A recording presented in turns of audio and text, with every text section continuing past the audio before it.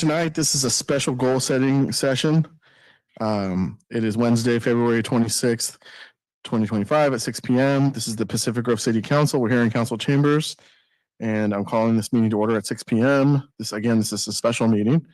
And I will now lead us in the Pledge of Allegiance. Please join me. I pledge allegiance to the flag of the United States of America and to the republic for which it stands, one nation, under God, indivisible, with liberty and justice for all.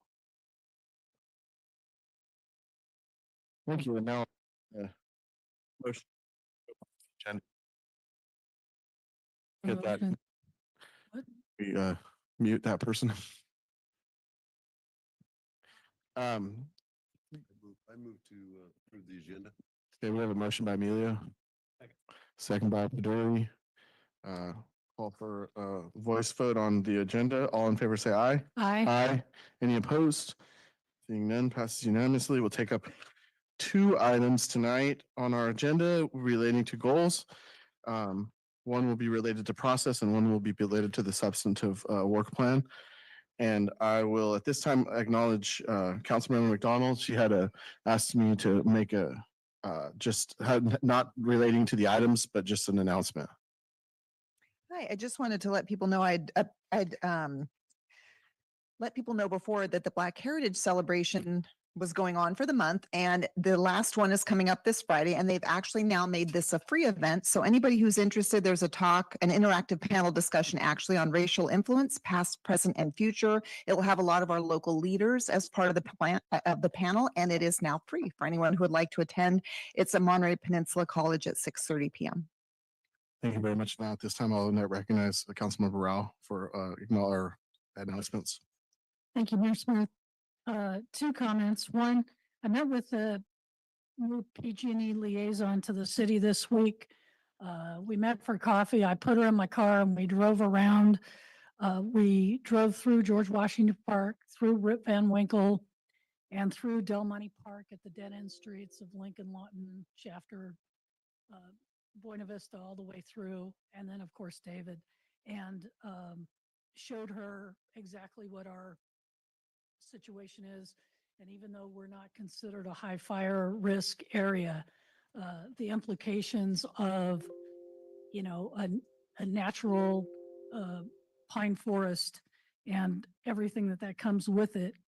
I also showed her the 3 transformers at the end of George Washington Park and requested that they put on some kind of a watch list to make sure that they're monitored for and that they are in good repair. Today, I received a message for her confirming that they've been flagged internally. We also had additional conversations about undergrounding lines, and I know that subject comes up a lot. Unfortunately, we are not in their plan. However, if we are willing to pay the cost, they will put us in the plan. That cost is estimated somewhere between 3.7 and $7.2 million per mile. So if you think about George Washington Park, it's up, it's back, it's through on 3 different sides. So it's probably over a mile. So just the park alone would probably be in the $5 to $8 million range, in addition to if we wanted to do the same thing and carry over into Rip Van Winkle and into Del Monte Park, where there is, quite a bit of butt up against the Forest and Pebble. So I'm sure we'll have public opinion in the next meeting and, as we go through this budget process. But, for those 3 areas, it's estimated somewhere between 20 and $30 million to make that happen. So I know that's a pretty big bite at the apple. So there are availabilities, and she's also going to send us if there are any federal or state funding that comes up to help with that. She'll let us know that as well, and then we can apply for that. And then I sat in as the alternate to the Monterey One water meeting this week, and I just wanted to let everybody know that the tax records they were going to bill to the tax records. And that has been tabled for at least until next February. So that's been rejected and there won't be any more discussion at Monterey One until at least 2026. Thank you. Thank you. Okay, we're gonna jump right into the agenda here. And we're on item A, goal setting process. And so this is, we're split it up here into A and B. One is the process and one is the work plan and the staff presentation. So I'll now recognize Mr. Peralt and for the presentation. Members of the council and the community at large. First of all, I'd like to say that I very much appreciate on Matt's asking me, your city manager, to help out with this process. It's an important process, as I'm sure that you all are very much aware. Setting a work plan with goals that are achievable and obtainable are one of the most important things that you can do. And essentially what the process does is once completed, it forms a framework that guides your budget development. The budget is obviously your operational tool, and both of these documents will be periodically reviewed once they're approved by the council to ensure that you're staying on track and that you're obtaining the success that both you and the community desire.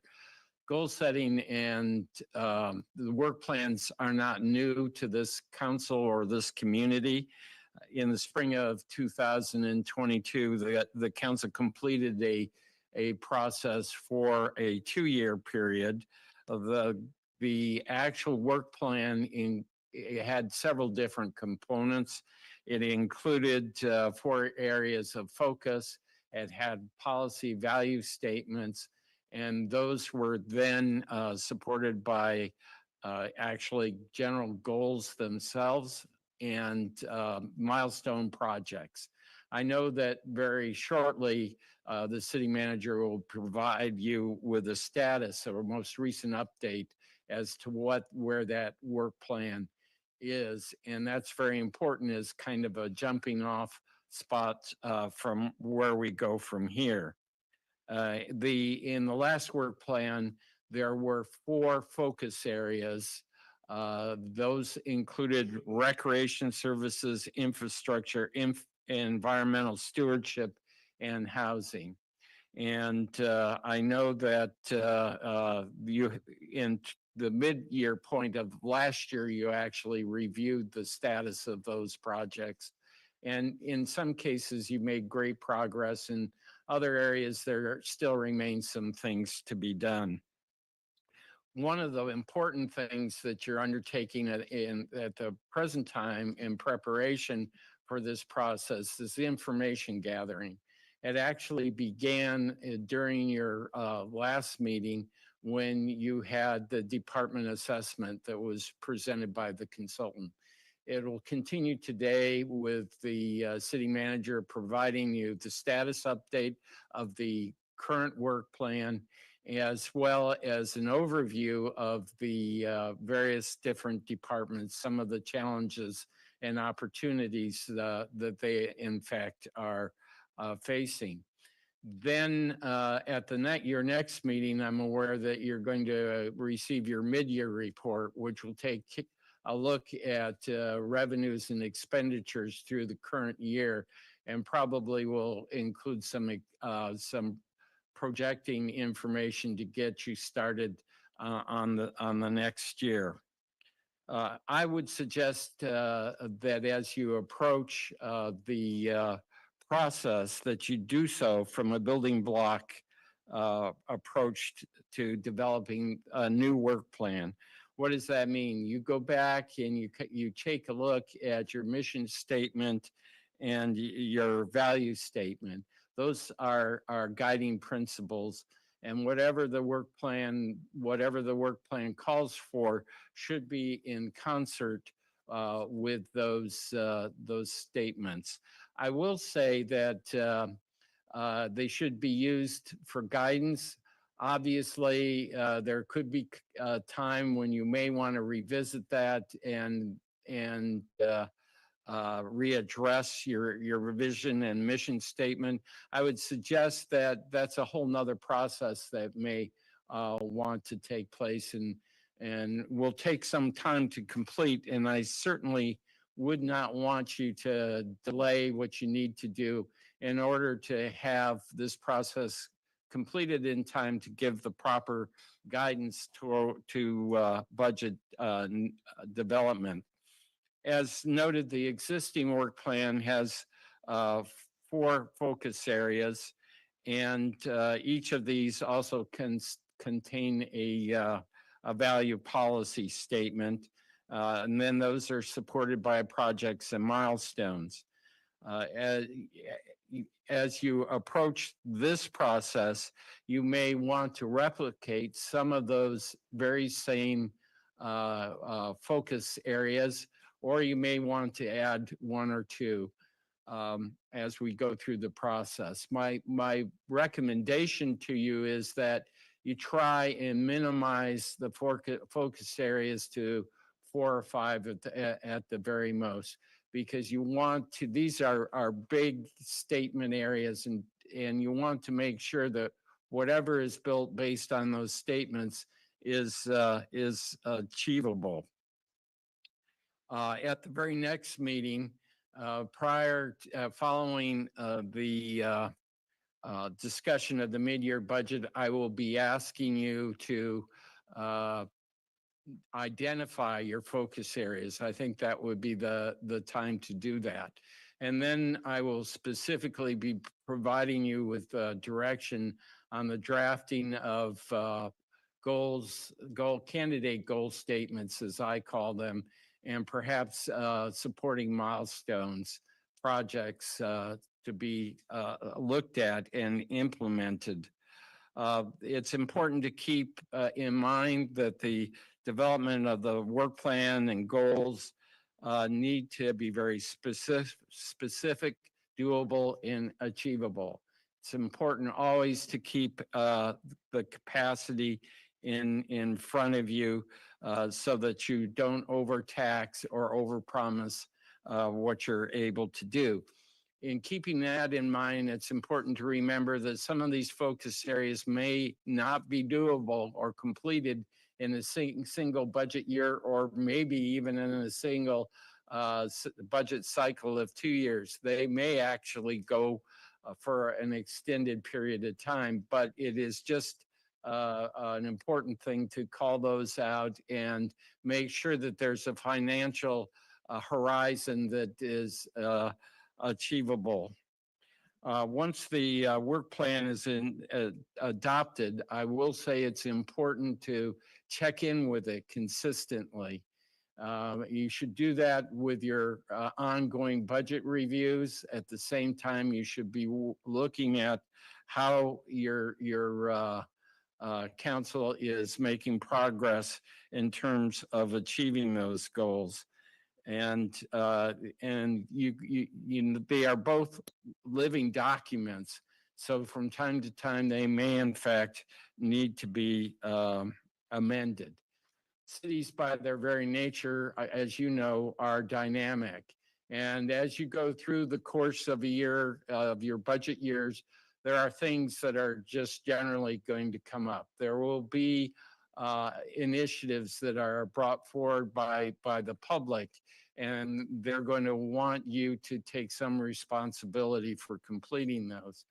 I would just say that in dealing with new initiatives, it may be practical that you may have to incorporate one, but that you obviously keep in mind what your capacity is. Any new initiative or idea that is presented should in general be in keeping with the city's visions and goal statements. The questions that should be asked before adding a new initiative is the idea related to the existing work plan? Is the idea or initiative related to an emergency? Sometimes things just come up. I remember a year ago when we had to proclaim, or your council had to proclaim a statement of an emergency. Obviously, that directed budget funds, resources, and manpower for that period of time. So sometimes you just have to deal with an emerging situation. Also, sometimes there'll be outside funding that needs to be captured, and timing is important. You need to pay attention to those. And sometimes there are initiatives that are a multi-agency opportunity that is time sensitive. So these are some of the criteria I would use as you deal with new initiatives as they come up. The overall important thing is to remember what the capacity is, and to maintain a single and as simple list as possible, a single work plan to make sure that goes forward. To achieve this, I've outlined a series of tasks that I would suggest that you go through, and I will be here as well as the city manager to facilitate the process. As I've already talked about, the most important thing is one of the most important ingredients is the information gathering. And you're in the process of actually doing that. It started at the last meeting and will continue at this meeting, and will continue on the meeting of March 5th. I'm hoping that the council will approve this process and give direction for myself and staff to proceed with the development of the work plan for the coming year. On March 5th, you'll receive that mid-year report, and subsequent to that, I will be giving you specific directions, and hopefully, remember, I'll be asking you to identify your areas of focus. Following that, I will be asking you to develop value statements, draft value statements. I'll be asking you to develop candidate goals, 1 or 2 for each of the focus areas that you have identified. And if possible, if you're able to, a milestone project would also be helpful.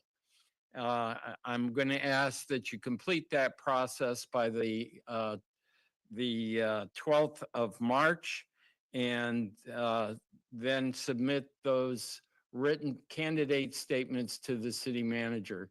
The city manager and I will review them simply to avoid repetition and make sure there is consistency with the language. And then we'll bring those back on the 19th. The council will get to see an opportunity for the draft work plan. We will hopefully at that point finalize it for public review. And then I would suggest that the draft of that work plan be sent out through various different facilities you have available to you for public comment and response, and kind of a survey form. The other important part about this is that we return on April 2nd for actually the prioritization of goals and the work plan, which will at that point set the tone for the development of the budget. The budget then will become the real truthing of the work plan, quite honestly, because it'll give staff an opportunity to weigh in, and you'll get an opportunity to see how your resources and deployment of staff match up with your work plan, and to ensure that it is achievable. All along the way, including at tonight's meeting, it's important to take public input. It'll be important to take public input at every step that we take. And again, that's why I'm suggesting that the draft work plan be set up out in kind of a framework form for public review and comment. This then would set the tone for the eventual development of the budget, which needs to take place so that you meet your July 1st deadline. The other thing is that is noted is that it's important for council committees to be involved. And I believe the city manager will address how that's taking place in the progress that's being made there. Essentially, I would recommend that the council adopt the process as outlined in the report. The other option would be to modify that process in some way, but I'm available for any questions you might have. Thank you very much. Are we done with the staff presentation? Yes. Okay, thank you very much, Mr. Brault. Go ahead and take public comment on this item. This is the goal setting process. So we're talking about process right now. So take public comment on that. Would anyone in chambers wishing to comment? Online, anyone online wishing to comment on this? I do have one hand raised. Lisa Chiani?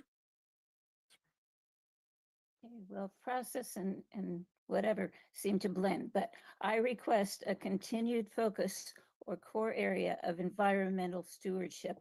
It's part of PG's vision statement, an important part. Within that core area, I request you continue with the 2023-25 goals of completing the climate action plan, which is being prepared by a consultant now, completing the Title 12 tree ordinance revisions, which have been reviewed by BNRC, but need to be reviewed by council, including BNRC requests that were not incorporated by staff into the revisions. Number 3, in connection with the tree ordinance, address the city forester position. 4, complete an updated long-term George Washington Park management plan. And 5, finally, and very importantly, complete implementation of the wildlife protection ordinances and local coastal program amendments to make protection of coastal wildlife enforceable. Council approved an RFP at their December 21st, 2022 meeting. This has been long delayed due to staffing changes in a single RFP response that was for $300,000. Now there's conflicting information on the 23-25 goals and work plan document and the consolidated work plan priorities document. The consolidated work plan seems to say that a consultant will complete the work for $40,000. Saving money is nice, but in this case, it would seem the city will be getting something very different from what was recommended by Coastal Wildlife Protection Advisory Committee, the BNRC, and Council's Coastal Wildlife Protection Subcommittee. The Council Subcommittee was formed to consider the recommendations from both the Coastal Wildlife Protection Advisory Committee, or CWPAC, and the BNRC, and provide subcommittee recommendations to ensure implementation in keeping with Pacific Grove's unique history of protecting wildlife and natural habitat. The CWPAC consisted of local scientific and natural resource experts who volunteered their time to identify threats to important coastal wildlife and to develop scientifically based recommendations to help PG's fragile coastal wildlife thrive for years to come. With the limited institutional memory for this issue, it's important to reconstitute Council's Coastal Wildlife Protection Subcommittee to work with staff on the recommendations that need to be implemented by any consultant. We can't let that important work go to waste, and we need to have it done right. So I hope that you won't, climate action plan can be part of the environmental stewardship goal, but it should not be the overriding one. Thank you. Thank you.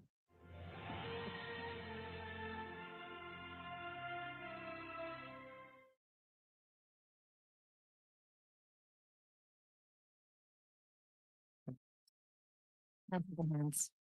Public comments closed on this item. Bring it back to council. Questions and discussion for Mr. Brault?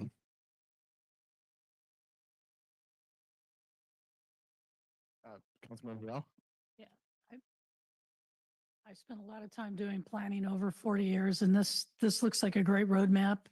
And, I look forward to digging into this and coming up with some priorities that we've talked about through October, November, December, and now moving into 2025. So I'm anxious to see how much money we have left to spend, and let's put a plan to use it. Thank you very much. Councilmember Walking Stick? I'm actually satisfied with the roadmap as it's laid out, and I wanted to thank Mr. Peralt for coming and helping us out with this. I was very grateful to have someone that had such intimate institutional knowledge and knowledge of PG's needs. I think that really helped all of us in coordinating this effort and getting it off on the right foot. So thank you. Great. Councilmember Garfield?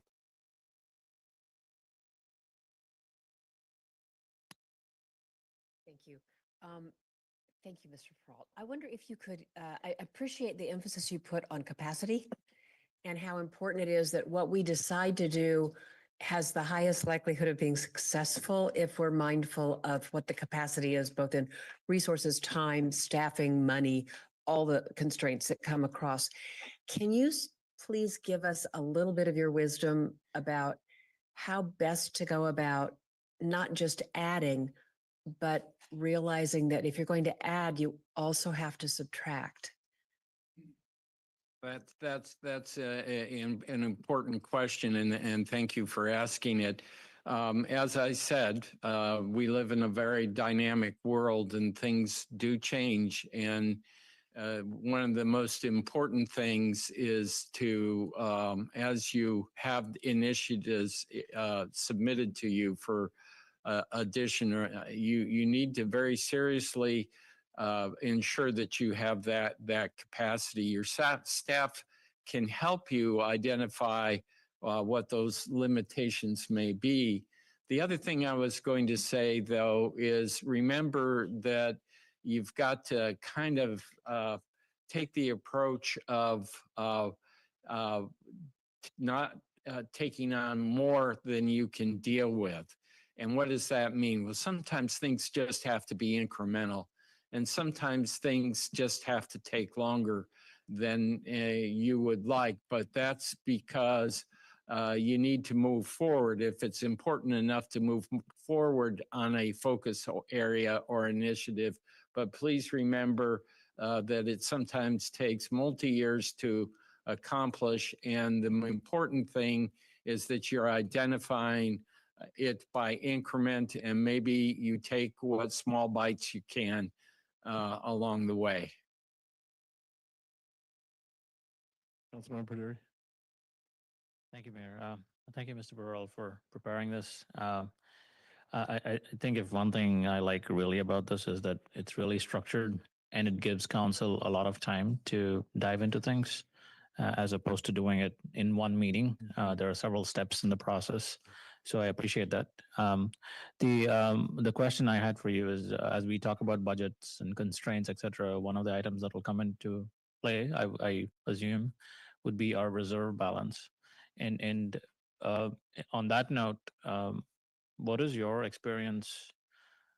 So the city currently has a certain reserve balance, and that's based on certain sound financial principles. But having said that, different cities take different approaches. Right. As you've reviewed our budget in the past too, like what is your take, like as we get into incremental kind of items in nature, forecast the future, is the reserve and the percentage of the reserve that the city has today, is that too conservative, or what are your suggestions? Would be that you review your reserve policies. Having kind of a general reserve is a great thing, and you want to make sure that obviously there is sufficient funds in reserve in the case of any kind of an emergency that may come up. But you may want to take a look at seriously, and this is just my opinion, restructuring those reserves to make sure that not only are you addressing the issues of emergency or changes in unexpected revenue or expenditure fluctuations, but you also have to deal with reserves in terms of asset replacement and equipment replacement. And that's one area, just based on my experience, that I would think you might want, as you go through this budget process, you start looking at deviating a little bit from your current policy to structuring it so that you compartmentalize your reserves and make sure that there's sufficient to assist you with this asset equipment replacement so that you don't get too far behind in meeting what your obligations are. Yeah, and just curious, you tossed an asset replacement in there. And that's the first thing that jumped into your mind, obviously. But is that something that is coming foremost out of all the things that you've observed? Well, in terms of reserve policy, asset and equipment, most definitely. Okay, all right. Thank you. I look forward to working with you on this. Thank you. I'm back. Okay. Thank you very much, Councilmember Baduri. It seems like we're liking the process, and since this is the process item, I'm going to go ahead and entertain at least a motion. We can have further discussion if necessary, but at least a motion to approve this process.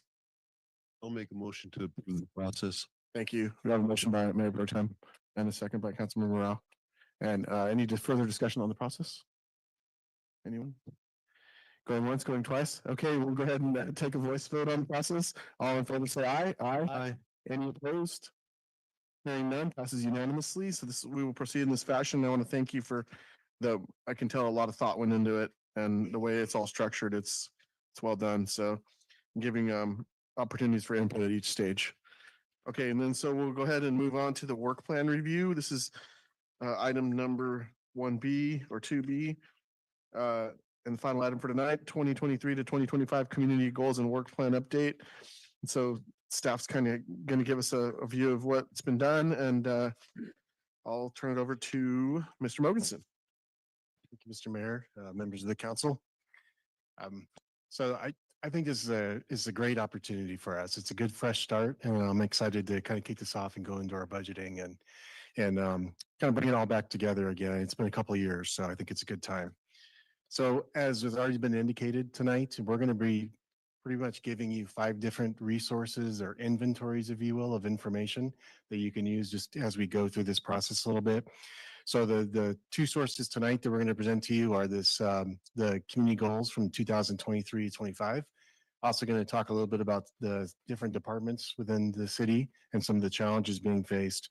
Also, as you remember, a week ago, all the way back last Wednesday, we did a citywide organizational diagnostic report. So you have that, and then you'll have the mid-year budget next Wednesday, so a week from tonight. So you'll have quite a bit of information to think about.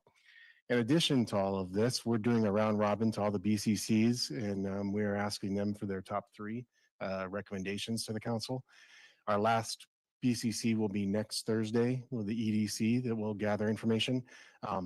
After we have theirs, we'll summarize it all into a document for you and send it to you for you to have that more as background information directly from the BCCs.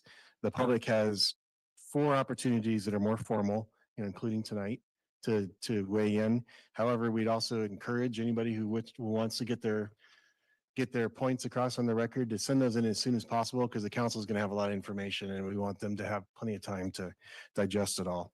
So those are some of the public input things happening. So the first thing we want to go through is our work plan, and this has been a 2-year process, as you can see. But I think overall, on the high level, I think we've done some good work here. You'll see a lot of 100%, and you'll see a lot of work that has been done quite a bit. Some that is lacking, and we'll highlight that, but things that you can carry forward if you choose to, and things that we can build on. So to start with recreation, I would note, I think first of all that, I think one of our major accomplishments was expanding programs.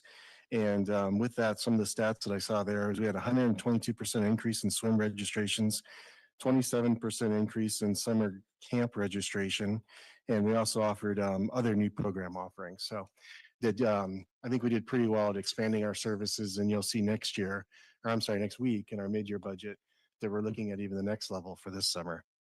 The next category is our infrastructure. We completed those the facility assessments for 5 facilities. Again, next week, we'll be talking a little bit about taking that to the next step. We've also, we'll be talking about a 5-year capital plan going into this budget year, something we're going to do towards the goals there. We're also in the process of hiring an engineer, so that job announcement is out, and hopefully we'll get some interest pretty quickly. The Complete Streets goal was, as a challenge, as it's noted here, it was, another one of those that we didn't get very competitive bids. Nobody could do it for the amount of money that was budgeted, but we learned a lot too. We brought in TAMSI and we talked to them about safe routes to school, and we talked about some other options. And so I think, that's an item you want to think about as a carryover perhaps, and things that we're already going to perhaps be proposing somewhat within our CIP next year. And we mentioned safe routes to school, that another one we want to carry over. TAMSI funding on some of this, we understand, is not as flush as it used to be, but we'd like to at least work with them on some demonstration projects and things. In the environmental stewardship category, this was talked about a bit. So the CAP is moving forward. As you know, the council approved that contract, and so that's good news. Title 12 is expected to come back to the council, I believe, in the next couple of months for consideration of adoption. So hopefully we can finish that before the end of this fiscal year. Many trees have been planted. Our wildlife protection efforts have sputtered a bit, as noted. And I think, it seems to me that there was a number of different reasons for this, my coming into the job and trying to understand all the history. Perhaps we do need to kind of regroup at some point and think about where we're going and what we're trying to accomplish, and see how it lines up with the original intentions. And if we're still going along that line. The Good City work, I somewhat fell off because they ran out of money, and then the planner who was working on it left the state. So there was nobody left to kind of pick that up. I had talked to them, they wanted $40,000 more to continue to work, but we weren't really sure where we were working to. So it seemed like it was one of those times when we want to, again, think about it. Where are we headed and what are we trying to accomplish? So that was, didn't come to fruition, but we think this is a good carryover for the next cycle. The LCP amendments were also something that were costly when they came back. And in reviewing it with a consultant who did put in the bid, it kind of seems like maybe, I understand that these were intended for just wildlife protection, but we've heard a lot about LCP amendments. So perhaps we want to think about just a larger LCP amendment in the next cycle, not necessarily just related to wildlife protection, but incorporating all the different pieces to it. Because the $300,000 number just for that was pretty steep. And then we all know that's going to be a couple-year process. It's probably something you want to do on a larger scale. For affordable housing, the ADU grandfathering project, we looked far and wide and we could not find this prior inventory that was done, a record of it. So we think the best way forward on that is going to be actually to look into somewhat of a grandfathering and amnesty program for existing ADUs. So that'll be a program we have to carefully put together, but perhaps something we want to think about in the next cycle. We continue to work towards I forget what I was referring to in that one, but so for the housing, the housing element. Yeah. So we recently received our second comment letter, I believe, or second or third. So we have some more things we're working on. We're going to turn that back into HGD as soon as we can. However, the EIR is kicked off and we're still hoping that we have everything buttoned up and in place the end of August. That includes all the zone changes and everything necessary. So that project held up a little bit of the affordable housing project to go out and work with a consultant to try and find a site. So we were waiting for that to get a little bit further along or perhaps approved before we launched into that part. So that's another one that could potentially be a follow-up for the next year. So that's our current work plan. If you want, I can pause for a second. You can ask questions on that, or we can move to the next presentation. We'll keep going. Okay. Keep going.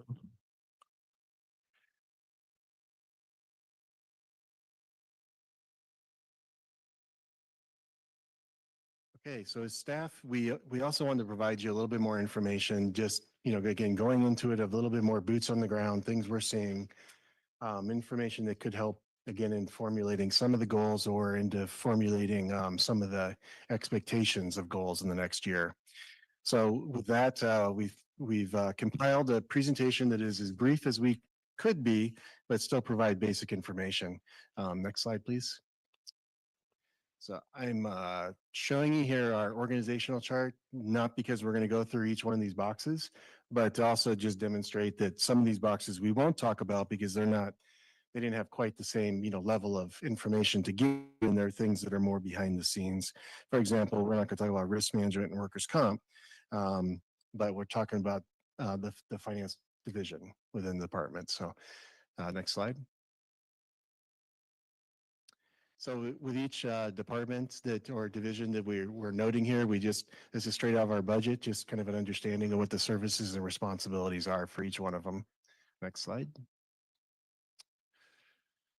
So we tried to provide kind of the major core functions or highlighted areas and then some of the challenges. And so the challenges that are noted were not written with us from the standpoint of what does staff feel that they need to make their job, more palatable, but from a standpoint of what services are we providing or where do we need to improve to better serve the community. So that's the way we try to approach this exercise. So with the finance division, you'll see that their major things that they do are just hit a couple of them. The financial reporting. They do a lot of forecasting and monitoring our existing budget to make sure that we end the year where we think we're going to, or adjust next week as we're going to look at doing. A lot of accounts payable, accounts receivable, payroll, some of the busy stuff that we have to keep doing all the time. So some of the challenges that they're facing, that they feel the city's facing is Bob just kind of hit on some of these, and that's, we don't really have long-term funds set up for capital improvements, for capital maintenance, for vehicle replacement, and for unfunded pension liability currently. So those are things we think are weaknesses and that we should look at doing in the next year. We're just making those suggestions. Other things that we're currently not set up so well as our financial management system. This will be a sizable investment, but it would make a huge impact, I think, to the organization wide, because the one we currently have it doesn't function very well for us across the city. Another thing that we want to introduce this year is the idea of a 2-year operating budget. And the way this will work is you do 1 year, really detailed the first year, and the second year's estimates, just like we're currently doing. It gives you a little bit longer look at your budget cycle.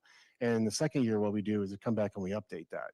So probably one of the primary savings is the time in developing a whole book, because it's not necessary the second year. We're just updating all the numbers that are with it, and we're coming back to the council and getting approval for all those numbers. So it's more of an abbreviated budget the second year.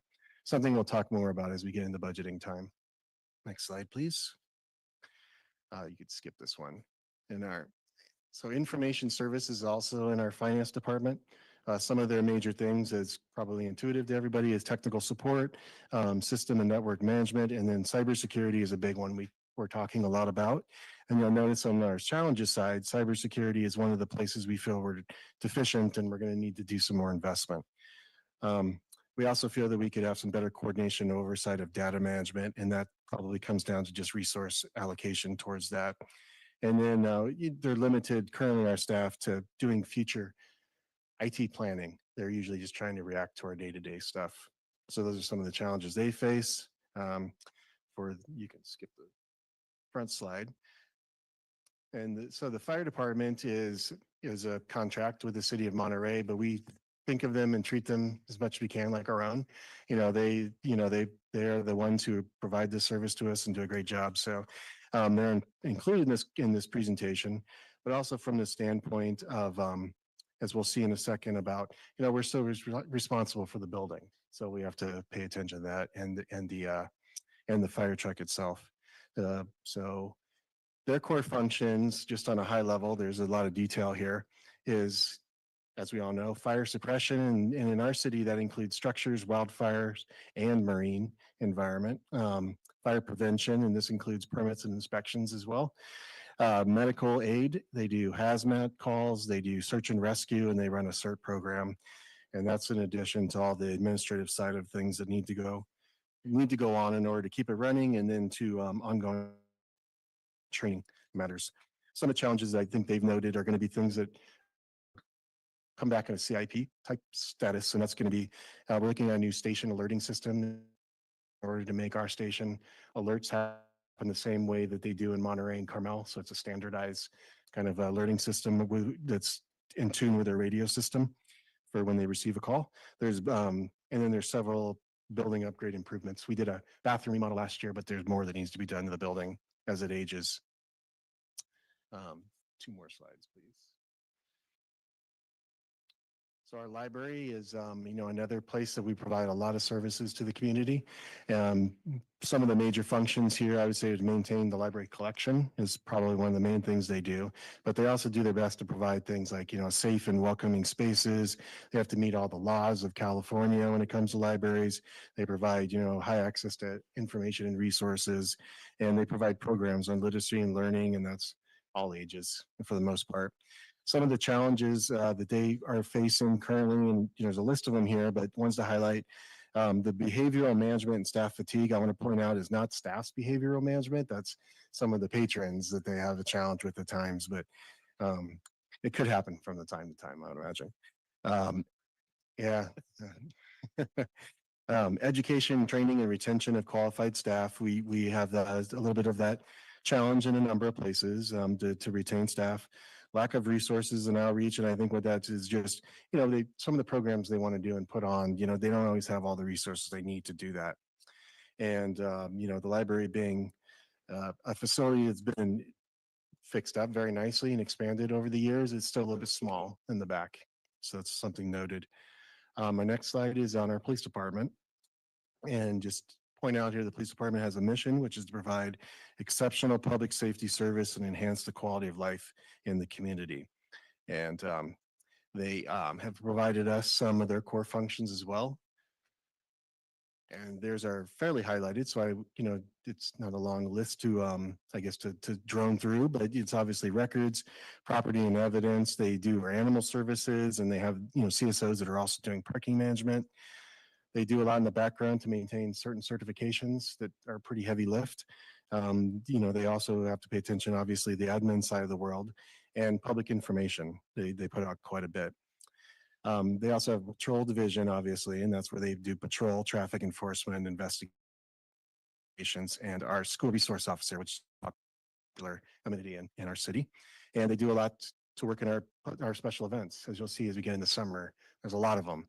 And they're involved in all of those. Some of the challenges that they're facing is I think the stats at the bottom kind of talk about that. So you can see the increased call for services and reports taken, and just the ongoing, increasing demands that they're facing. Some of the things that I guess that they also feel we should look at more closely is vehicle replacement program, as we've mentioned. This helps manage our vehicles better and rotate them as needed and keep them in a good working condition and safe and effective. They feel that, as we've talked about, increase in sworn personnel, and then also integrating technology with that to kind of augment and offset, make sure that we're targeting the enforcement we want to do. The city signed on to a 30-30 initiative a little while ago, and I guess that is 30% of the officers would be female by the year 30-30. So we have some challenges with that, and that's our locker rooms don't quite accommodate that. So our women's locker room doesn't quite accommodate probably the size that we'd need. So that's one of the conversations that are going on, and these are things that are not easy to solve when you have a building that is existing and you have to figure out how to work with that. Let me skip ahead to Public Works core functions. So in our public works, I think on the highlights, they maintain all the facilities and the assets of the city for the most part.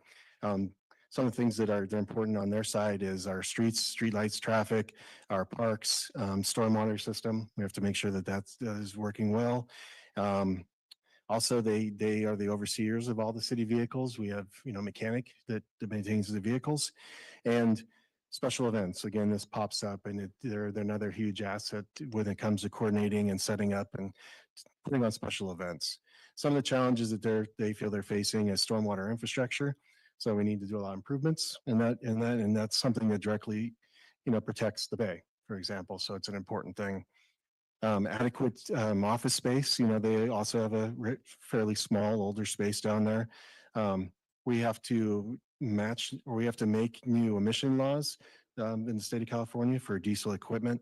And we're going to need to address some of this deferred maintenance that we'll be talking about more in our budgets time. So, and again, you know, kind of I think something we heard last week and this week is that, you know, limited time for proactive stuff. It's usually reactive. What's the complaints of the day that we're running on? Okay, community development is our next major area. And then community development, we have a building division, and the building division is, you know, primarily plans and inspections, and also looking at discretionary permits. Next slide, please. We have our code enforcement division, and that's investigating code complaints and taking action to try and rectify those. We have our housing division, and our housing division is, you know, we have certain funds that we've received over the years that we use to try and help people of lower income categories to either repair their home or to seek other assistance. So that's a program that we run, and it's pretty intensive on the back end when it comes to dealing with federal funding. So that's our housing program. And our planning division, you know, what they do is long range planning, which is like general plan work, specific plans. And then they do the day-to-day planning, which is people's permits over the counter or bringing applications to the planning commission. They also, you know, work with three different commissions. And then they also support the city council. Some of their challenges is, you know, staff retention. And I think that was just evident because we lost, you know, some big pieces. And then maintaining a knowledge base as we have some turnover. So, you know, our goal is to start to maintain more stability so we keep a longer knowledge base, and a lack of time, again, to look into that forward thinking type stuff and to work at making our processes better. I think a lot of people work with the processes, we'll look at them and we think that, you know, we can hone these in and make them better. It's just the time to really be able to invest in that is sometimes a challenge. All right, recreation. Next slide, please. So recreation, as we talked about earlier, youth and adult programming. They oversee the management of some of the facilities from a rental standpoint and staffing them while they're being rented. They put on camps different times a year. They are the kind of the main coordinator of our special events, although all the different departments have a huge piece in it. They also do sports leagues and they run the pool. So I think some of the things that we've talked about that are a challenge for them is oversight in the facilities during our rentals. So in order to rent a facility, we have to staff it at times, and often it doesn't even really cover the cost of the staff. And then you have to find the staff who can work the extra hours or something. So that can be a challenge, something to think about for us in the future. I would say that the lack of our own facilities is a limitation, but we're lucky to have good partnerships with the school district. So we are able to still do quite a bit of stuff that we could do better if we had our own, of course. Let's see, there also our internal policies and procedures need to be up to date just to make our registration practices better. And then some training hours for staff would be something beneficial. You know, one of the things about recreation is you hire a whole slew of people every summer, and some of them come back, are returners and know some things, and some of them are brand new. So training is ongoing there. Okay, last and probably, well, I won't say for the first two divisions is least, but the last one is. So the city manager's office, we have the city clerk to start with, and that includes what the city clerk's office is really in charge of all the time is the elections, obviously, keeping our codes, our ordinances in order as public records request, also being the clerk to the council and to the DEI and assisting with the EDC and often doing that, maintaining all of our archives and just, you know, a whole slew of things as everybody in the council already knows. Some of the challenges I think, you know, with one person as it currently is just getting that records management program up all the way up to speed. I think we're working at it, but it's difficult to do in the start and stops at times. We also, you know, we could implement an electronic system that will help us with public records requests, getting all of our documents online, just getting things more modernized. So that's a challenge. For our HR, there's quite a bit of things that our HR function tries to do to support all of the things we've talked about. And that's, of course, recruitment, staffing, employee relations, labor relations, and then training and development. And just some of the challenges that you face there is competing with larger employers that offer more attractive compensation. So we have to look for other ways to retain people. Sometimes, just by as I think was kind of pointed out in the organizational assessment, we're a bit siloed in the way we're set up. So it's hard for a lot of, kind of times for people to have a lot of cross engagement for different city departments and staff. So it's a little bit isolating. It can be seen that way, I think, is what we're trying to communicate here. There's also, just again, we mentioned the day-to-day projects can be difficult. And the city manager itself or themselves oversees kind of the day-to-day operations of the different things, advises the council as need be on policy matters, and then implements the direction that the council gives, facilitates priorities, and then oversees economic development function. So I think the challenges there, we've talked about some of the special projects. Those can be a challenge when they fall between departments. How do we get those done? Business focused services delivery, and we're on the road hopefully to addressing some of that stuff. Really adequate time to be able to pay attention to some of the things mentioned in HR that we need to really focus on. And then I also see a gap in just our ability of communication to the public itself, so that we can definitely improve on. And the final one we have here is our city attorney's office, and we've listed all the highly responsible duties of the city attorney's office. Challenges there, I'm sure, are just dealing with the demands of, the different projects and initiatives we have coming at us all the time and trying to keep up with that. We send them a lot of emails all the time asking for help. So that's all I have. Yeah, that's probably enough.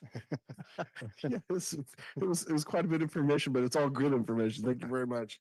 We'll go ahead and take it out to the public comment on 2B, the community goals work plan update, and the staff informational presentation about each of the departments. We'll go ahead and take comment on that now. Mr. Coover.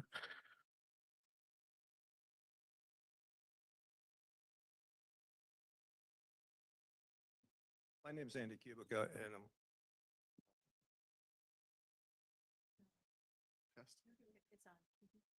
I'm speaking as a resident, not a member of the Planning Commission. Thank you very much for the presentations. And on the community goals and work plans, looking at the goals that are being projected for this coming year, it seems like most of them are a subset of what was projected in the last 4 years. Maybe the only new one there is economic development, but all the goals seem to be important. On the chart where we said we're going to do completions, may I respectfully suggest that instead of doing it by quarter, they actually be done by month. But more fine tuning you get, the better efficiency you get, because people know what they have to do. They know they have a deadline. If you give somebody a deadline for 90 days, they may or may not start working in that time period. And so that's my past experience, is that we tighten it up a little bit. Also, for some of the projects and for the work plan for the year, it should be more detailed in the work plan. I don't know what software the city wants to use. I'm familiar with Microsoft Project. Microsoft Project has worked for us. We would break it into 6 week segments, and then we would, so every 6 weeks we had to have a report, and then or a completion date. And even though some item may last out for 6 months or a year or 2 years, breaking it down to smaller increments gave you more of a insight into what was really going on, and it was very helpful for that. And we did before is we call it scheduled work. If you do things that way, then you know things you're going to do. Like you have city council meetings that the staff has to prepare for. You have CIPs that have to be done by a certain time. There's certain reports that have to be done by a certain time. And then you have the unscheduled work, which is where people come in and ask questions. People do that. And if you break that down, then you can actually do a little level loading, and it becomes more efficiency. And I'll send the council some other comments on some of the other things. And the PowerPoint charts where we had challenges, I think those were fantastic. My suggestion is that we come up with options on how to answer the challenges in the future. Thank you very much. Thank you.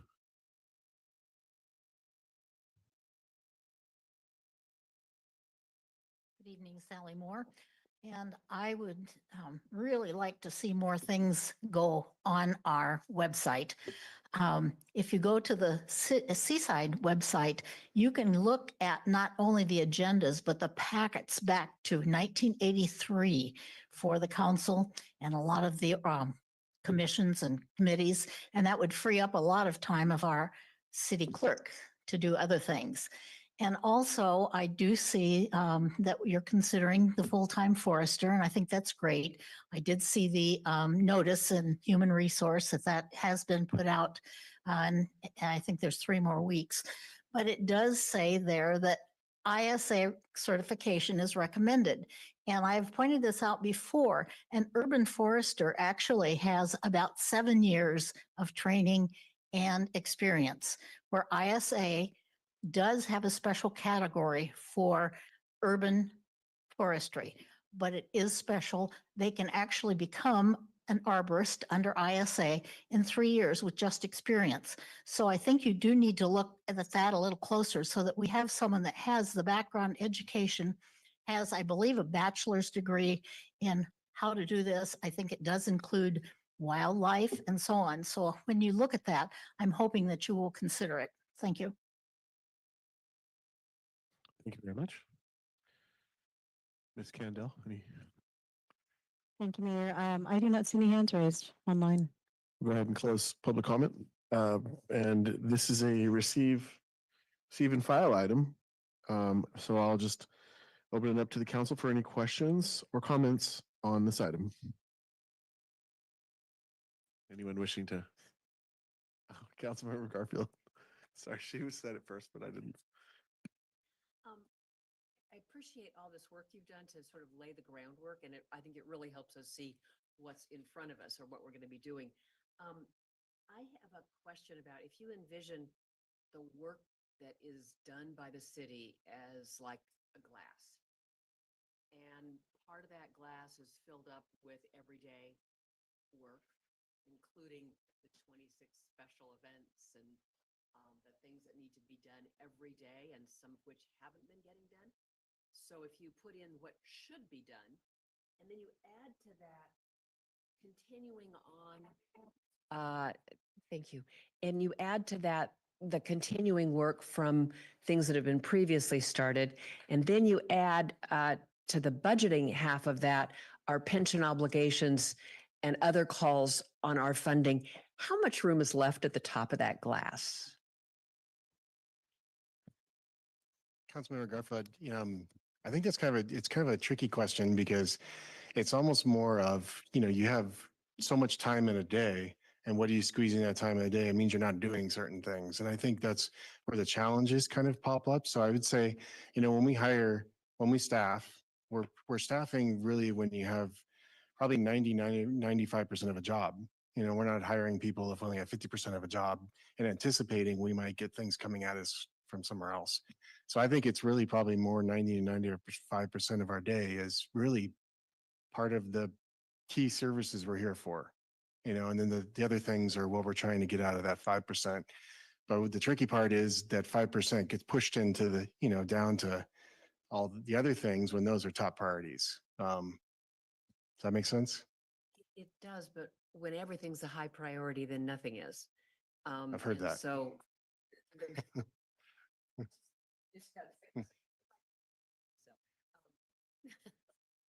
It is a concern to me that it's so easy to add. And it's so easy to get enthused about all the things, wonderful things we could do. And I think we're seeing now that some of the stuff that we should have been doing, maintenance, reserves for equipment replacement, boring stuff, but really important, hasn't been getting done.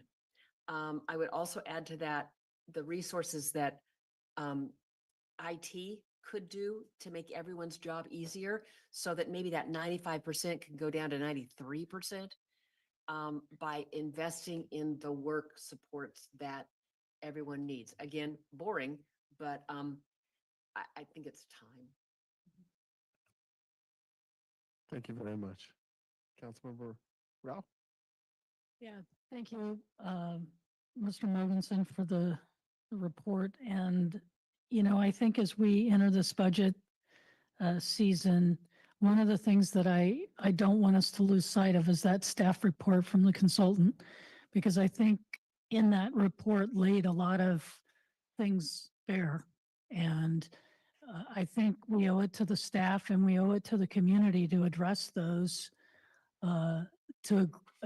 shortcomings. I agree with Councilmember Garfield that if we could figure out a way to spend some money on technology and that makes everybody more productive and it gives better services, then maybe that should be to the top of the list. And I know that I've had a conversation with Mr. Mogensen and also with Mayor Smith that, this 5-year budget, we need a line item for every city asset and we need to have it funded. What we can't do is continue to let the deferred maintenance go by the wayside, and then it turns a $25,000 or $30,000 project into a $2 million project because now it just keeps getting worse. So I think sometimes you can say, we'll put that on the back burner, but let's make sure that when we do that, we understand the implication of moving that, because I think we saw in the sewer project on Fountain, it was supposed to cost, what, $60,000-$80,000 or something, and it ended up costing $5 million. So, we got to be careful about how we're managing the deferred maintenance as well. So I would love to see us sit down and fund that. And then going back to the budget and managing money, if there is, and I understand that there is, an amount of money over what we are comfortable with in our rainy day fund, would it be better to spend that overage now instead of hoarding it? Because we know that construction costs are going up 25% a year over year. Let's maybe take that money and invest it in ourselves instead of just letting it sit there, making 2.5%, 3.5%. Let's use that money in advance, and maybe we can address the technology issue as well as some of the other issues that we have. So I think let's look at money management as well. Thank you very much. Councilmember McDowell?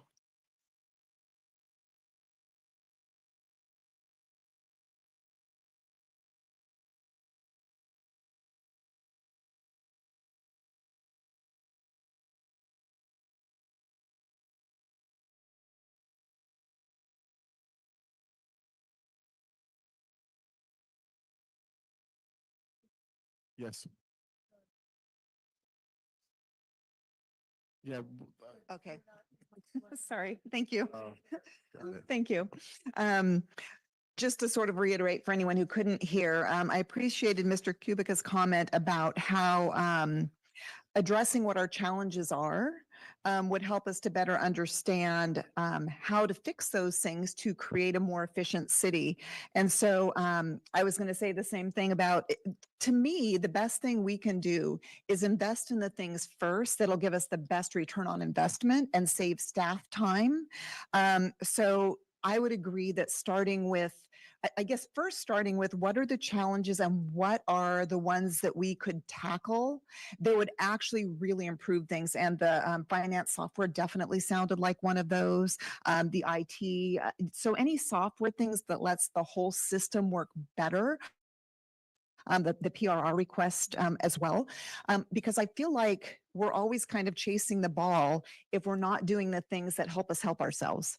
So if we can help us help staff to better provide services to the city, I think then that frees up a lot of time and future investment in the other important things we need to get done. So I was also going to say investing in the infrastructure, both on that software front that would be beneficial, finding out what challenges we can most easily address that will help solve those challenges and actually take us into the future.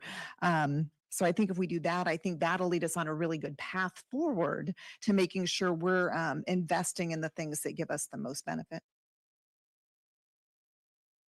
Thank you very much. Councilmember Perry? Thank you. I would echo the same comments that my fellow council members are sharing here.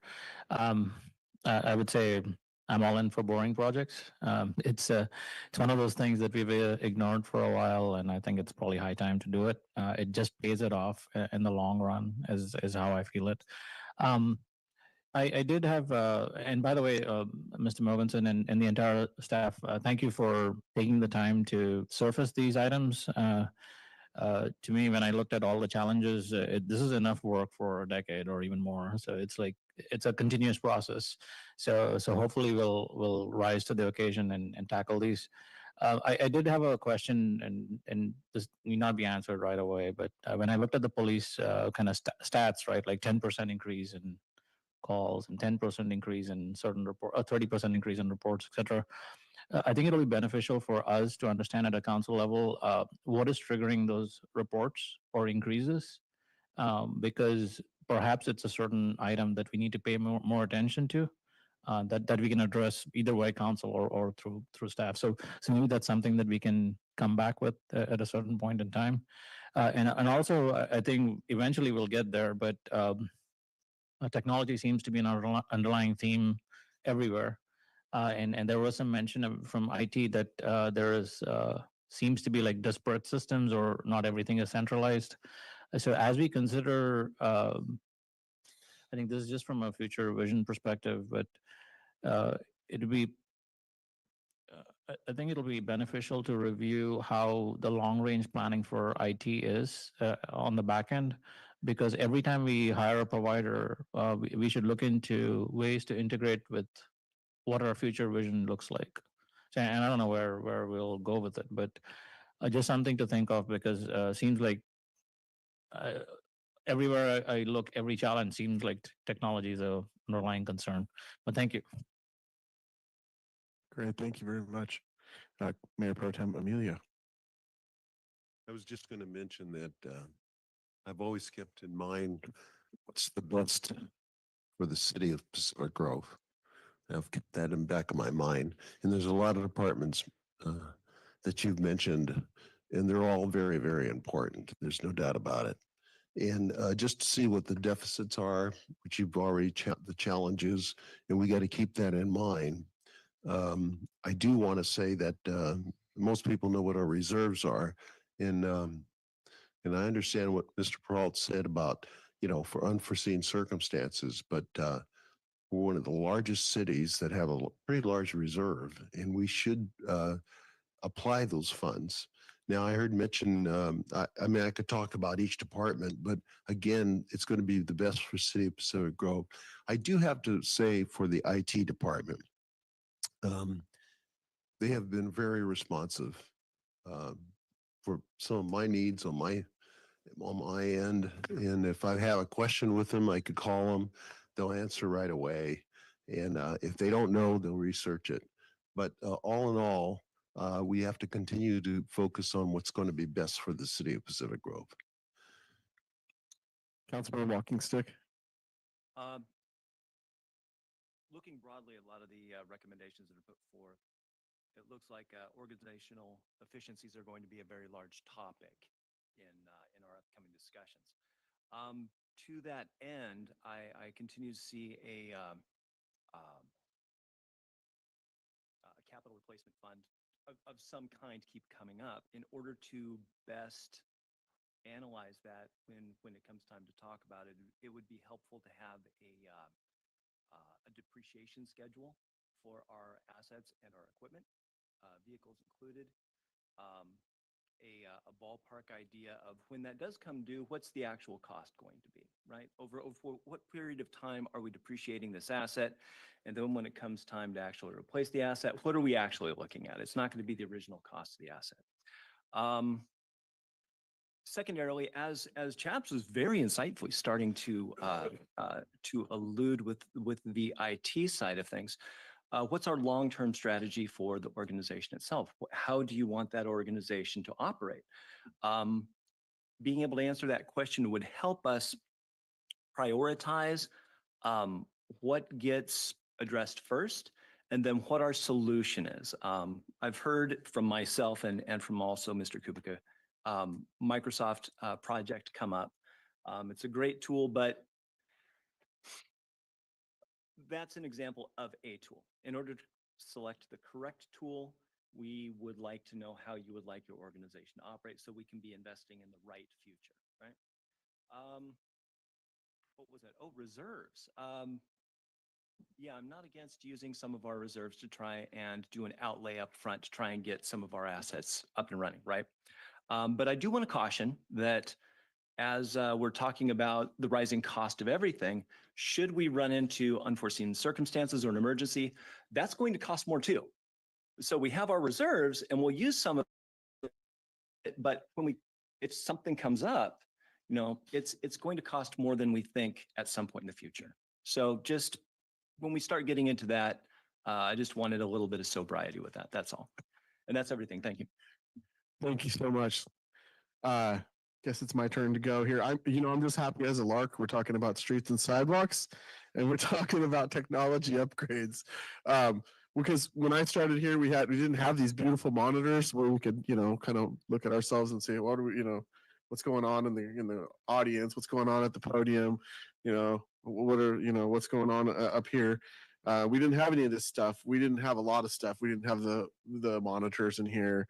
And so I think we're ready to make the next jump on that. And I would consider that to be part of technology. Part of infrastructure. So it's kind of like streets and sidewalks. And now that was like the old way of things. That's what you had to do as a city. But now we got to also manage our technology infrastructure, which is a different type of infrastructure. So I really appreciate all the comments tonight. I think they were really great. And as far as money management and budget management, I think we are going to have to address in some fashion the unfunded liability. And we're going to have to most likely hit some of the reserves, although, we have a very high level of reserves, and I think that's great. But we also have coverages for different potentialities. We have excess insurance coverage for things like that. So we got to really look at, when we have all of these things in place, how much of that money, A, can we actually put into action, and B, what would be prudent. So I think we just take those two steps. But and when I say what can we put into action, it's what can our staff actually accomplish, or what can we use outside help to help staff accomplish. And so I think from that's my initial thought process for this process that we're doing with the goals and work plan. And I think it's great. I really appreciate this document. I'm taking the work plan home because it's like kind of, everything in one little sheet here. So I love that.